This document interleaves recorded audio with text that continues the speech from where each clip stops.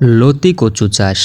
সিরাজগঞ্জ উল্লাপাড়া উপজেলা তারাবাড়িয়া গ্রামের যুবক মোহাম্মদ রুবেল সরকার শুরুতে কৃষিকাজে সেরকম আগ্রহ না থাকলেও নতুন কিছু করার চেষ্টা করতেন সবসময়। কর্মজীবনে প্রবেশের পর নতুন কিছু করার আগ্রহ দেখা দেয় তার মধ্যে। এজন্যই তিনি ইউটিউবে কৃষি সংক্রান্ত বিভিন্ন ধরনের ভিডিও দেখে থাকেন। ইউটিউবে নানান ধরনের ভিডিও দেখতে দেখতে তার চোখ পড়ে লতি কচু চাষের উপর। সেই ভিডিওটি দেখে তার মধ্যে একটি ভাবনা চলে আসে যে আমি লতি কচু চাষ করব। যেমন ভাবনা ঠিক সেরকম কাজ শুরু করেন লতি কচু চাষ। ছেড়ে দেন গার্মেন্টসের চাকরি। প্রথমে তিনি মূলত তার 15% জমিতে শুরু করেন এই লতি কচু চাষ।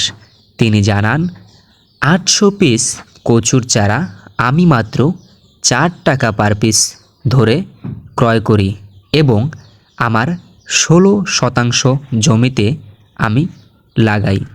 শুরু থেকে আমার এতটুকু ধারণা ছিল না কচু চাষের উপর, কিন্তু আস্তে আস্তে অনেকটুকুই ধারণা চলে আসে কচু চাষে।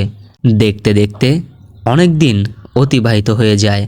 বড় হয়ে যায় কচু গাছের চারিদিক দিয়ে ছড়ে ছিটে থাকে কচুর লতি। রুবেলের মনটা যেন সবসময় হাসি খুশি থাকে।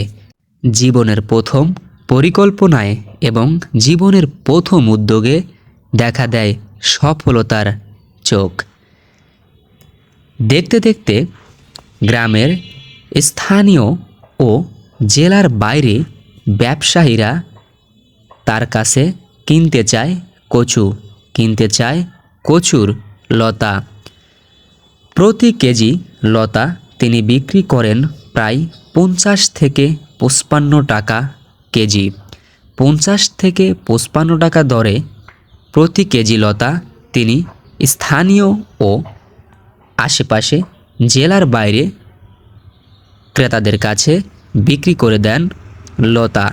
এবং কিছুদিন পরে তার কচুগুলো সবই বিক্রি করে দেওয়ার চিন্তা ভাবনা আছে।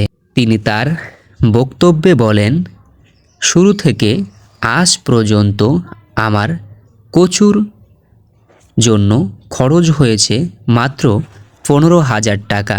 সেটা চারা থেকে শুরু করে আজ পর্যন্ত যত পরিচর্যা আছে মাত্র 15,000 টাকা ব্যয় করেছি আমার এই 16% জমির জন্য।